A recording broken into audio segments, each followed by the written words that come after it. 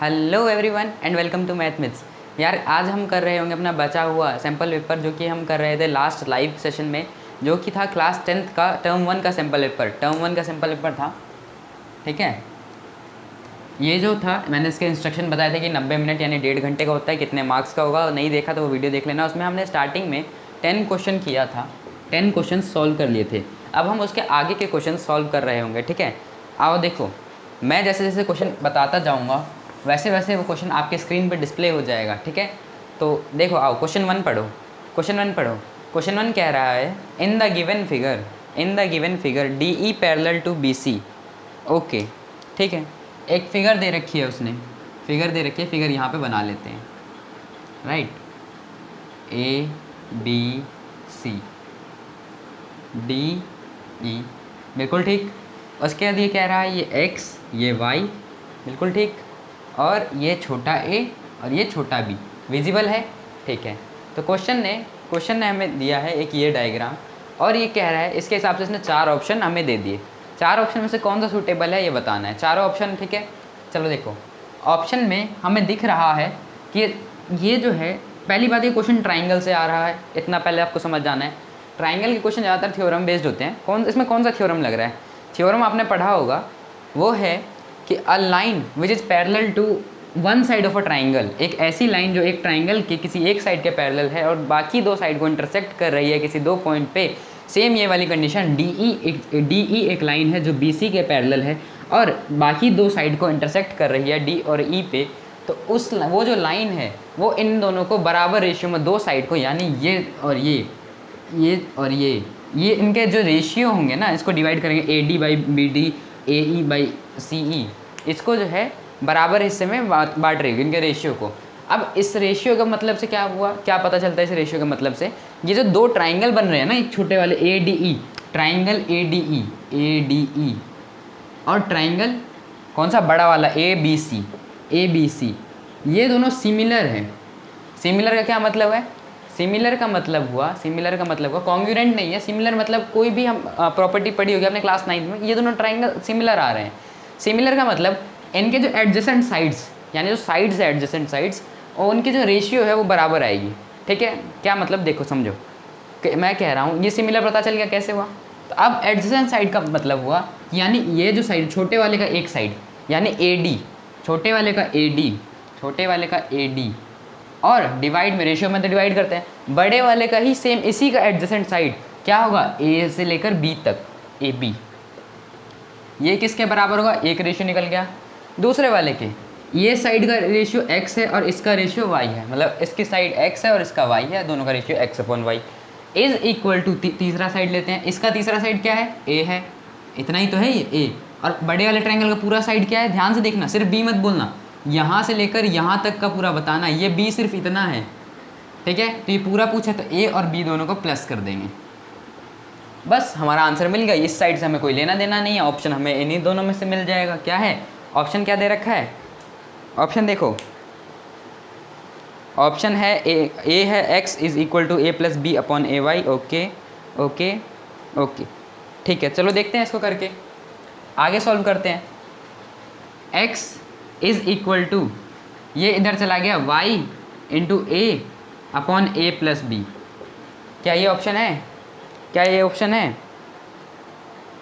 Okay, हाँ मिल चुका है ये हमारा आंसर। सी ऑप्शन कह रहा है x is equal to A Y upon A plus B, right. C option आ चुका है, हमारा आंसर आ चुका है। क्वेश्चन आपने पहले देख लिया होगा, पॉज करके क्वेश्चन देखते रहा करो, पॉज करके उसका स्क्रीनशॉट ले लो, नोट कर लो। एक छोटा सा नोट का मतलब ये नहीं है कि पूरा क्वेश्चन उतारने बैठ जाओ, आपको जो मेन टॉपिक का डायग्राम बना लिया, पूछा क्या है, ऑप्शन क्या है, बस इतना आपको नोट करना है और बाकी हमें आगे बता ही रहा हूँ, ठीक। क्वेश्चन नंबर 11 था ये, ओके। अब क्वेश्चन नंबर 12 देखो।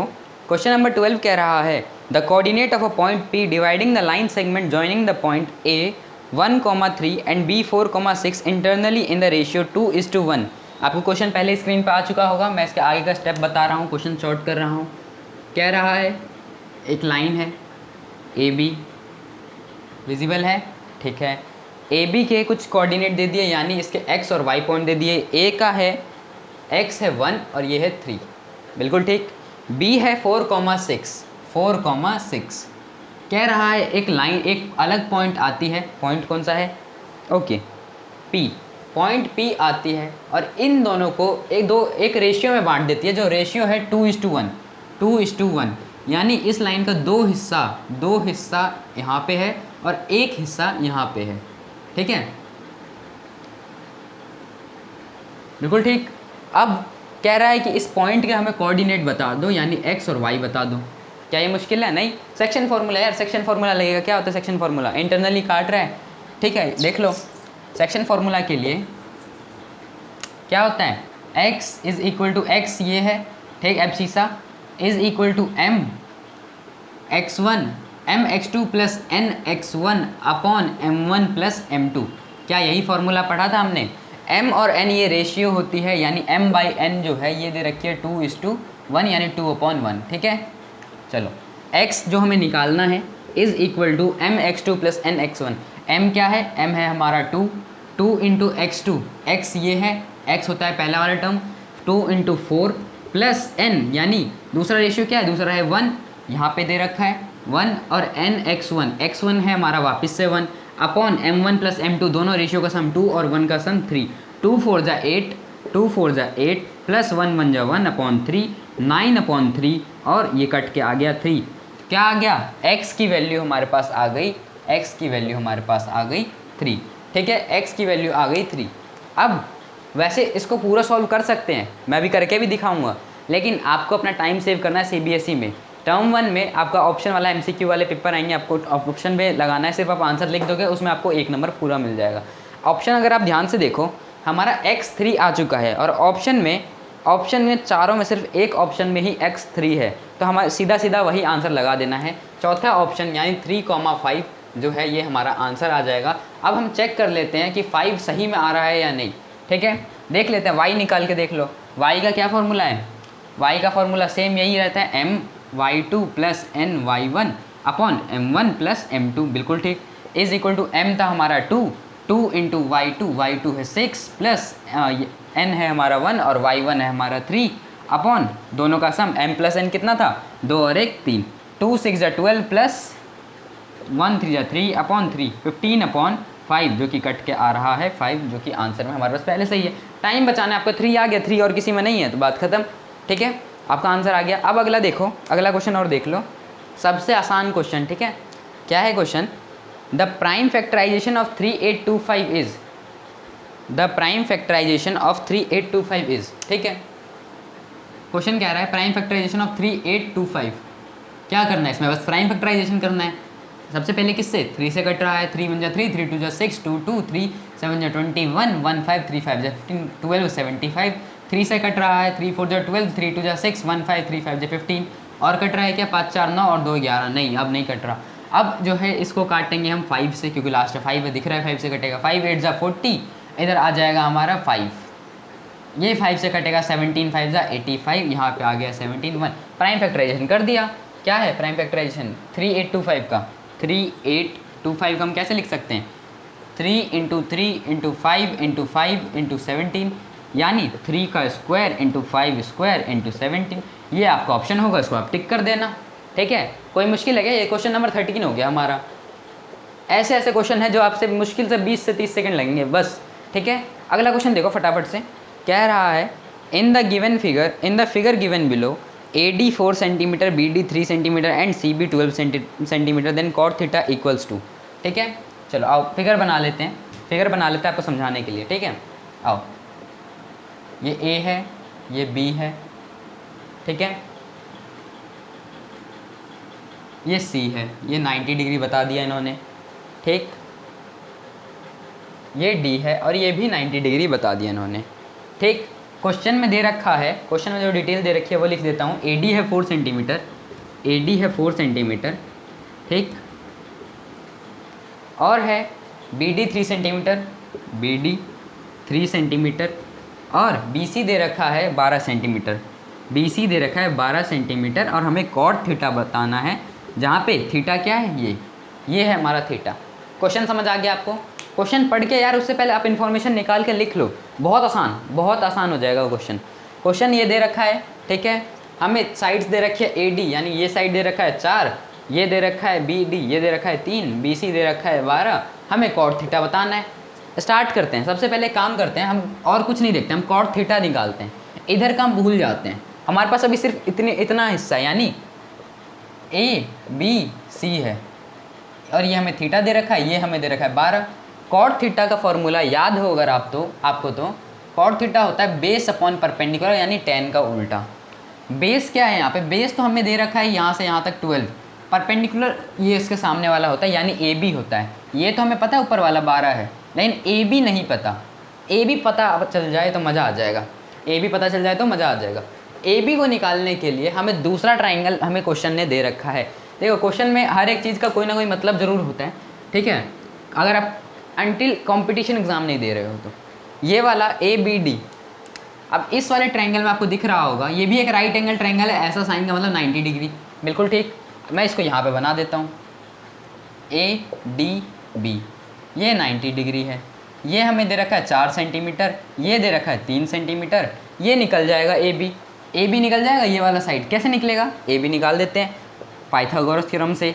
H square is equal to P square plus B square. H square हमारा ये है, ये निकाल लेते हैं, ये है H square is equal to P क्या है, पी है देखो, पी है 4, बी है 3, 4 का स्क्वायर प्लस 3 का स्क्वायर, बिल्कुल ठीक, विजिबल है, ठीक है। 4 का स्क्वायर कितना है 16 प्लस 3 का स्क्वायर 9, और ये एच स्क्वायर तो था ही, बिल्कुल ठीक। यहाँ से एच की वैल्यू क्या आ जाएगी √25, जो कि होता है 5, यानी ए बी की वैल्यू यहाँ से 5 आ गई, यानी इसमें ए बी की वैल्यू 5 आ गई। अब हमें चाहिए क्या, कॉट थीटा के लिए बी तो हमारे पास क्वेश्चन ने दे ही रखा था, पी यानी ए बी हमने निकाल लिया, बस क्वेश्चन हो गया ख़त्म। Cot theta is equal to B upon P था, बी हमारे पास बी जो था यहाँ के नीचे वाला वो हो गया 12 अपॉन पी हो गया 5, और आपका आंसर आ गया 12/5। आपको जो आंसर में ऑप्शन जो क्वेश्चन में ऑप्शन दे रखा हो टिक लगा देना है, ठीक है, ठीक है। अगला क्वेश्चन देखिए, आओ अगला क्वेश्चन आपकी स्क्रीन पे है, पढ़ लो। If A B C D is a rectangle, if A B C D is a rectangle find the values of X and Y, और ऑप्शन दे रखे हैं 4, ठीक है। बहुत ही आसान क्वेश्चन, लीनियर इक्वेशन के नाम पे धब्बा है। कैसे, रेक्टेंगल दे दिया, ठीक है, A B C D, A B C D, ये है 12 सेंटीमीटर, बिल्कुल ठीक, ओके। सेंटीमीटर नहीं दे रखा, सिर्फ 12 दे रखा है, यानी हम इसको छोड़ देते हैं, यूनिट मान लेंगे, ओके। उसके बाद x माइनस वाई 8 और x प्लस वाई, ये जो है ये 8 दे रखा है, ये दे रखा है x माइनस वाई, और ये दे रखा है, क्या दे रखा है, x प्लस वाई, बिल्कुल ठीक। क्वेश्चन हो गया यहीं पे ख़त्म। बोला x और y की वैल्यू आप हमें बता दो। क्या मुश्किल है इसमें, कुछ नहीं, लीनियर इक्वेशन। रेक्टेंगल जब बता दिया तो रेक्टेंगल में अपोजिट साइड हमेशा इक्वल होती है यार। ए बी जो है, यानी ये वाली जो साइड है वो किसके बराबर होगी, सी डी के, बिल्कुल ठीक। यानी ए बी क्या है 12, तो मैं एक काम करता हूँ इसको ऐसे लिखता हूँ, देखो या छोड़ो, 12 is equal to C D क्या है, सी डी यहाँ से यहाँ तक x प्लस वाई जो हमें क्वेश्चन ने दे रखा है। एक इक्वेशन आपके पास आ गई कि क्या x प्लस वाई जो है वो 12 के बराबर है, हमारे पास एक इक्वेशन तो आ गई, बिल्कुल ठीक। दूसरी इक्वेशन भी बनाए, दूसरी आप बनाओगे, देखो दूसरी बना लेते हैं, ये और ये एक बराबर होगी, यानी ए डी जो है वो बी सी के बराबर होगा, ए डी होगा बी सी के बराबर, ए डी है x माइनस वाई, ये बराबर होगा 8 के। दूसरी इक्वेशन आ गई, दो इक्वेशन आ गई, तो आपको क्या करना है, या सब्स्टिट्यूशन या एलिमिनेशन, ठीक है। आओ देखो लगाओ, सब्स्टिट्यूशन या एलिमिनेशन। पहली इक्वेशन x प्लस वाई, ये है 12, ठीक,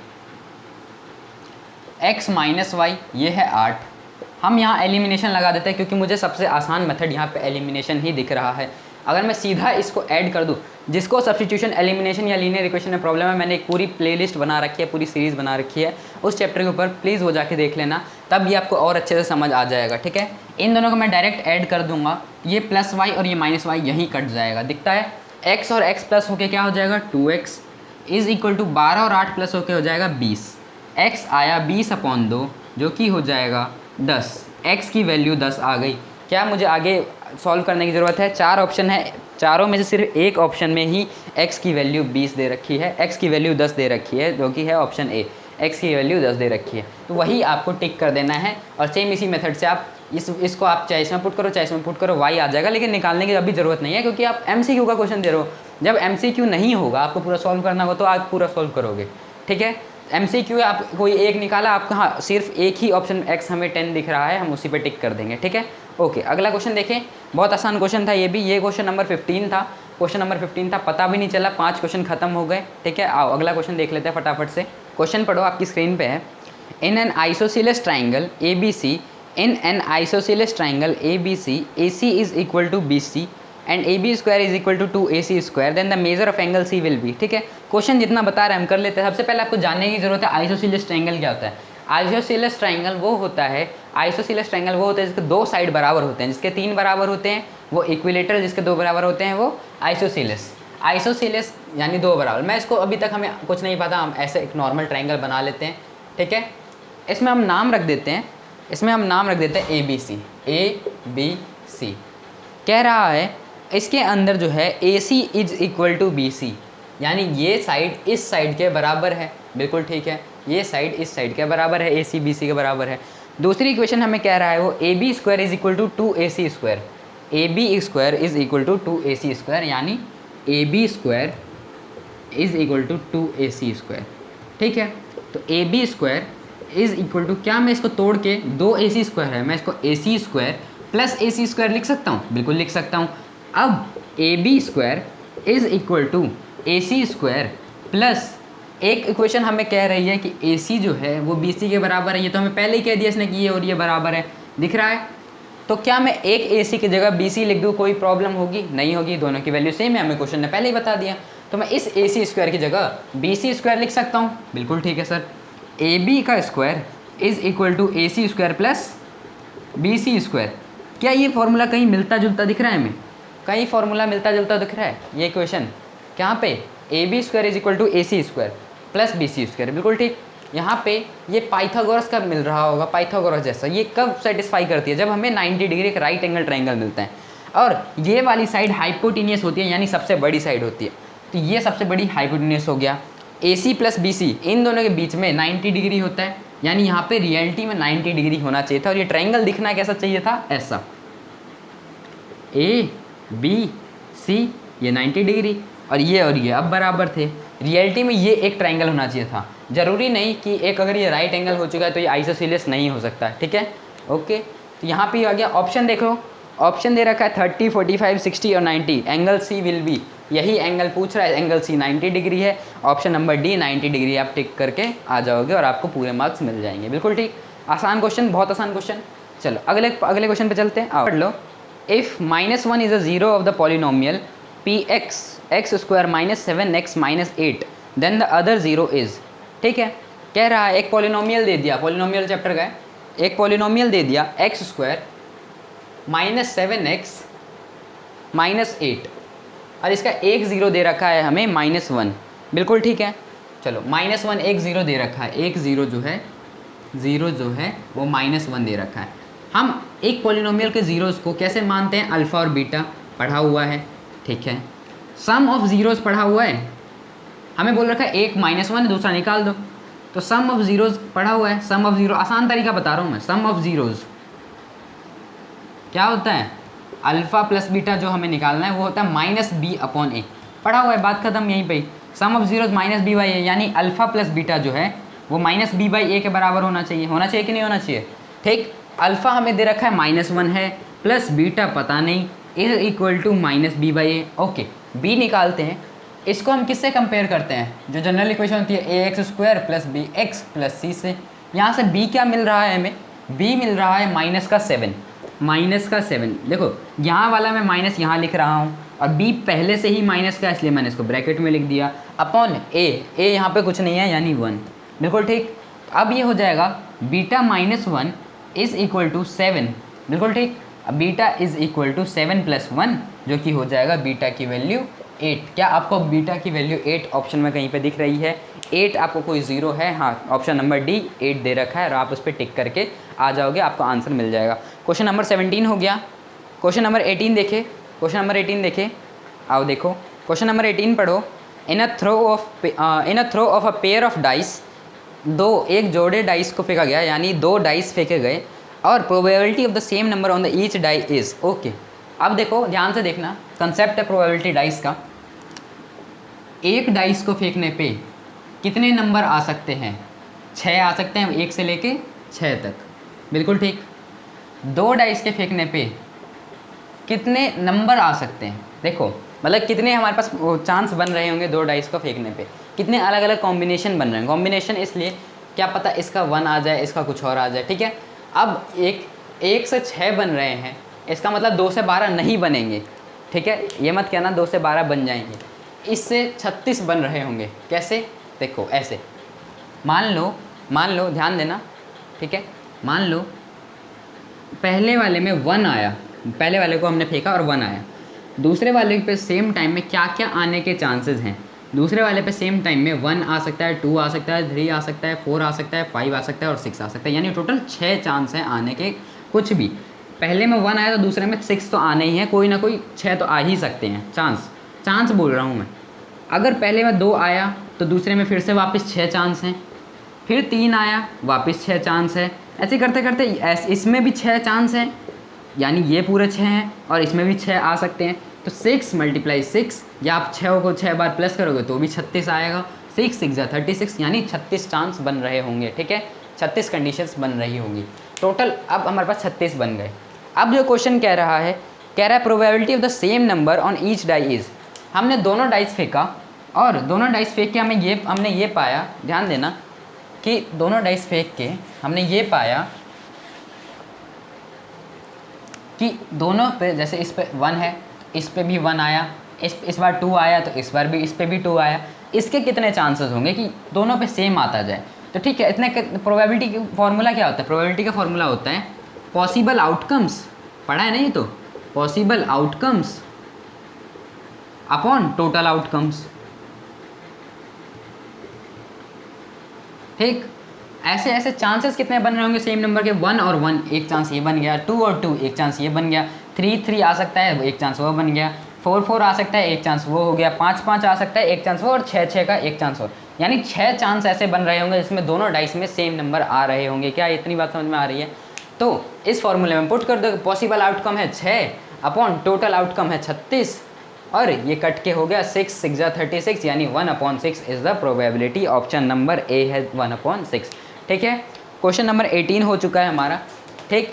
आसान लग रहा है, पेपर बहुत आसान आएगा तुम्हारा, ठीक है, बहुत ही ज़्यादा आसान आएगा पेपर। बस थोड़ा सा एनसीईआरटी पे ज़्यादा फोकस करो, अभी से दूसरी बुक पे ज़्यादा ध्यान मत दो। जब तक एनसीईआरटी तुम्हारी ख़त्म नहीं हुई है तब तक दूसरे बुक को हाथ मत लगाओ। एनसीईआरटी बहुत बहुत अच्छे से ख़त्म कर लो, क्योंकि मैक्सिमम पेपर ये देख रहे हो यार, सीबीएसई का ऑफिशियल सैम्पल पेपर है ये, इससे नहीं कुछ तो 70% 60% पेपर सेम मिलता जुलता आ जाएगा, ठीक है। पूरा एनसीईआरटी से आप अगला क्वेश्चन देख लेते हैं। आप क्वेश्चन नंबर 19 देखते हैं। 19 पढ़ लो एक बार। The mid point of 3p, 4 and, चलो ये देखो मैं ड्रॉ कर देता हूँ, आप तब तक क्वेश्चन पढ़ लो, ठीक है। पढ़ लिया? देखो कह रहा है, ये एक लाइन है जिसमें 2 पॉइंट दे रखे हैं 3p, 4, 3p, 4, दूसरा दे रखा है -2, 2q, -2, 2q। इसका जो मिड पॉइंट है ना, बीच का पॉइंट, मिड पॉइंट वो है 2, 6, और हमें p और q की वैल्यू बतानी है, p + q की वैल्यू बतानी। सिर्फ p और सिर्फ q की वैल्यू नहीं बतानी, हमें बोल रहा है p और q दोनों की वैल्यू प्लस करके बताओ कितनी आ रही है। तो ठीक है, बना लेते हैं। मिड पॉइंट फार्मूला मैंने आपको बता रखा है, क्या होता है, x = x1 + x2 upon 2। x होगा ये वाला, x1 होगा ये, x2 होगा ये अपॉन 2। ये सेक्शन फार्मूला से ही बन के आता है, जिसने वीडियो नहीं देखा होगा ज़रूर देख लेना, आपको समझ आ जाएगा, ठीक है। अभी हम सैम्पल पेपर सॉल्व कर रहे हैं, इतना ज़्यादा कंसेप्ट में नहीं घुसेंगे, सैम्पल पेपर सॉल्व करें। आपको अगर नहीं भी पता है तो इतना फिलहाल याद कर लो आप कि हाँ, मिड पॉइंट का फार्मूला ये होता है, दोनों का प्लस करके आधा कर दिया। x1 है, x दे रखा है 2, x1 है 3p, x2 है -2, तो प्लस का -2, जिसको कि मैं डायरेक्ट इसको ऐसे लिख सकता हूँ अपॉन, जो कि 2 क्वेश्चन इसके इक्वेशन में ही है तो 2 लिख दिया। सॉल्व करते हैं तो ये इधर आएगा, तो 2 × 2 जो कि हो जाएगा 4। ध्यान देखना मैं क्या कर रहा हूँ, 4 = 3p -2, ये -2 को जब मैं इधर लाया तो 4 + 2 = 3p, ये 6 हो जाएगा प्लस होके, तो 6 = 3p, और p की वैल्यू आई 6/3, जो कि हो गई p की वैल्यू 2, ठीक है। p की वैल्यू आ गई हमारी 2। अब क्वेश्चन में ये मत देखना कि 2 है 3 है, हमें क्वेश्चन कह रहा है p + q बताना है, तो p आ गया, अब q निकाल लेते हैं। q कैसे निकलेगा? q निकलेगा सेम इसी में y वाले इक्वेशन से। y वाला क्या कहता है? y कहता है y1 + y2 अपॉन 2, सेम इसी में y कर दो। तो y दे रखा है, इस बार हमें y दे रखा है 6 is equal to y1 plus y2, y1 है 4 प्लस y2 है 2q, ये रहा y2 अपॉन 2, इसको वापस इधर ले आओ तो 6 2 जा 12 is equal to 4 plus 2q, ये 4 जब इधर आया तो माइनस हो जाएगा, यानी 12 माइनस 4 हो जाएगा 8 इज इक्वल टू 2q, और ये जब 2 इधर आके डिवाइड हो जाएगा 8 से तो ये बचेगा 4, q की वैल्यू आ गई 4, p की वैल्यू 2, q की वैल्यू 4, और दोनों को जब प्लस किया तो p प्लस q क्या आ रहा है, p प्लस q आ रहा है 6, ठीक है, p प्लस q आ रहा है 6। ऑप्शन चेक कर लो, ऑप्शन नंबर बी है 6, ऑप्शन नंबर बी है 6, ठीक है, ठीक है। तो ये भी क्वेश्चन हो गया, क्वेश्चन नंबर 19 था ये। एक लास्ट क्वेश्चन और कर लेते हैं, बाकी अगले वीडियो में कर रहे होंगे, ठीक है। एक ये लास्ट क्वेश्चन देख लो, लास्ट क्वेश्चन देख लो, पढ़ो तब तक आप। क्वेश्चन नंबर 20 पढ़ो। The decimal expansion of 147 upon 120 will terminate after how many places of decimals. देखो कह रहा है 147 अपॉन 120 टर्मिनेट हो जाएगा कितने डेसिमल के बाद। आपको ये बताना नहीं है कि टर्मिनेट होगा या नहीं, उसने कह दिया टर्मिनेट तो होगा, लेकिन कितने डेसिमल के बाद, पॉइंट के बाद कितने टर्म्स लगेंगे, कितने डिजिट के बाद ये खत्म हो जाएगा। टर्मिनेट मतलब खत्म हो जाएगा। इसके लिए नीचे डेनोमिनेटर को फैक्टराइज करते हैं। ये तो पता ही होगा, डेनोमिनेटर में 2 की पावर कुछ भी हो और 5 की पावर कुछ भी हो, इसके अलावा और कुछ नहीं चाहिए। अगर ऐसा ही इक्वेशन रह जाता है इसका मतलब टर्मिनेट होगा ही होगा, ठीक। और अगर टर्मिनेट होगा ही होगा, इसके अलावा अगर मान लो 3 भी आ गया तो इसका मतलब ये टर्मिनेटिंग नहीं है, नॉन टर्मिनेटिंग, कभी ख़त्म नहीं होगा। ऐसे में है तो ख़त्म हो जाएगा। और इन दोनों में से जो बड़ी पावर होती है ना, उतने डेसिमल के पॉइंट के बाद, उतने डेसिमल डिजिट्स के बाद वो ख़त्म हो जाता है। जो बड़ी पावर होगी उतने ही। चलो करके देखते हैं, समझ आ जाएगा, ठीक है। देखो 120 को फैक्टराइज किया, 2 60 2 30 2 15 5 5 और 1। देखो ये जो फैक्टराइज किया मैंने, ध्यान से देखना यहाँ पे क्या होता है, ध्यान देखना 2 2 2 3 5, यहाँ पे 147 अपॉन 2 की पावर 3 इंटू 3 इंटू 5। अब आप बोलोगे यहाँ पे तो 3 आ गया, इसका मतलब तो ये टर्मिनेट होना ही नहीं चाहिए, नॉन टर्मिनेटिंग होना चाहिए। अभी अभी बोला मैंने। तो ये 3 आने का रीज़न क्या है, ये होता है कन्फ्यूज़ करने के लिए। रियलिटी देखो, इन दोनों को पहले ही, इनको आपको तब तक काटना होगा जब तक ये और ना कटे, उसके बाद प्राइम फैक्टराइजेशन करना होता है। 147 अपॉन 120 ये 3 से कट रहा है, अगर आप ध्यान से देखो तो यहाँ पे आएगा नीचे 40, 3 4 जा 12, 2 7 3 9 या 27, बिल्कुल ठीक। 49 अपॉन 40 आ रहा है, 49 अपॉन 40। अब आपको इसका प्राइम फैक्टराइजेशन करके चेक करना है, ठीक है। 40 का प्राइम फैक्टराइजेशन करोगे, 40 का प्राइम फैक्टराइजेशन करोगे कितना आएगा, 40 का किया तो 2 20 2 10 2 5 और 5 1, यानी 49 अपॉन 2 की पावर 3 इंटू 5। मैंने बताया था, देखो अब हो गया टर्मिनेटिंग। मैंने बताया था जिसकी पावर बड़ी होगी, इसकी 3 है इसकी 1 है, जो वही नंबर जिसकी पावर बड़ी होगी, जो पावर होगी बड़ी वाली, उतने ही पॉइंट के बाद वो जो है एक्स्ट्रा हो जाएगा। डेसिमल के बाद उतने डिजिट के बाद वो टर्मिनेट हो जाएगा। इसकी पावर 3 है यानी ये बड़ी है, तो 3 डिजिट के बाद, पॉइंट के बाद 3 डिजिट के बाद ये जो है डिवाइड खत्म हो जाएगा। उसको आप डिवाइड करके चेक कर सकते हो। क्वेश्चन नंबर 20 खत्म हो गया। ऑप्शन नंबर सी था इसमें 3, ठीक है। क्वेश्चन आपको जैसे ही मैं क्वेश्चन पढ़ रहा हूँ आपको स्क्रीन पर दिख रहा होगा, ठीक है। और बाकी इसको ऐसे ही करते रहेंगे। सैम्पल पेपर करना बहुत ज़रूरी है। सीबीएसई अपनी डेट भी निकालने वाला है जल्दी ही, टर्म 1 का पेपर भी स्टार्ट होने वाला है आपका, ठीक है। और सीरियस हो जाओ, बस सैम्पल पेपर करते जाओगे, सब होता चला जाएगा। सिलेबस अगर फिर भी दिक्कत है, मान लो कोई चैप्टर आपका कोई एक्सरसाइज छूट रहा है, अगर आप उसको सैम्पल पेपर करते जाओगे, थोड़ी प्रैक्टिस हो जाएगी, तो आपको वो भी 50-60% समझ आ जाएगा। हो सकता है सब आ जाए, ठीक है। चलो आज के लिए इतना ही रखते हैं, ओके। सैम्पल पेपर वाला वीडियो अब आगे नेक्स्ट वाले कंटिन्यू करेंगे, सेक्शन बी, ओके।